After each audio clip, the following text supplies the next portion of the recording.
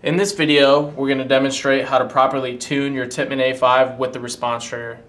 For safety purposes, we have our barrel bag attached to the marker, and we also have a 20-ounce CO2 just for our testing purposes.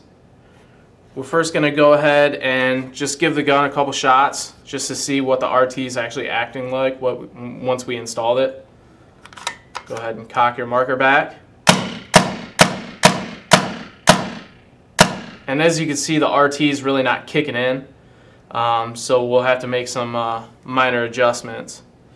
Now what I'm going to do is we're going to try to get a closer shot here of our flow control, and this is where all your adjustments are made for the response trigger. What you're going to want to do is use your flathead screwdriver that came with the response trigger kit, and you're going to want to turn that flow control adapter all the way in clockwise until it comes to a stop.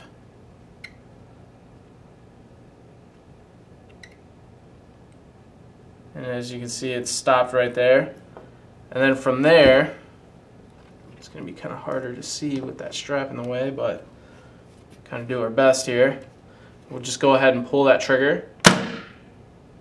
And as you can see with that first trigger pull, that piston, it's pushed out and it's really hard to pull. So you can kind of see that piston, it's pushing so much pressure on this trigger that I can't even fire the next shot. And that's actually what you want out of your response trigger kit. You want to get a good seal with the hoses and fittings and the response trigger piston. That's going to indicate that the response trigger, it's going to do its job. You know, it's sealing up properly, so it's going to hold a good seal, and you're going to be able to get a good continuous rate of fire. So from there, I'm going to try to do this with my left hand and adjust it with the right. We're going to just kind of slowly hold pressure on that trigger, and it's just going to be a constant pressure on the trigger. And as you're doing that, you're just going to go ahead and turn your flow control counterclockwise. And you can see my finger's starting to move and that trigger's starting to move. And then you'll get your first shot, and you can see that the pressure of my finger is continuing, but it's not right where it needs to be. You know, I mean, you want it, you know, sped up. You want to get a good rate of fire out of it. So you're going to continue to slowly make that adjustment, and then you can hear that the rate of fire is starting to speed up.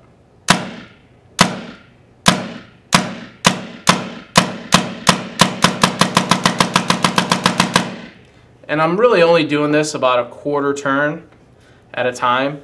It's real fine adjustments. Now, you know, if you go too far with that flow control, what will happen is you'll get the same thing as if you had that flow control turned all the way in. You'll have a real slow rate of fire, or you might only just have single shot, you know. So you're just kind of finding that, you know, real fine line there with the flow control adjustment, and then from there you should be able to get a really good rate of fire.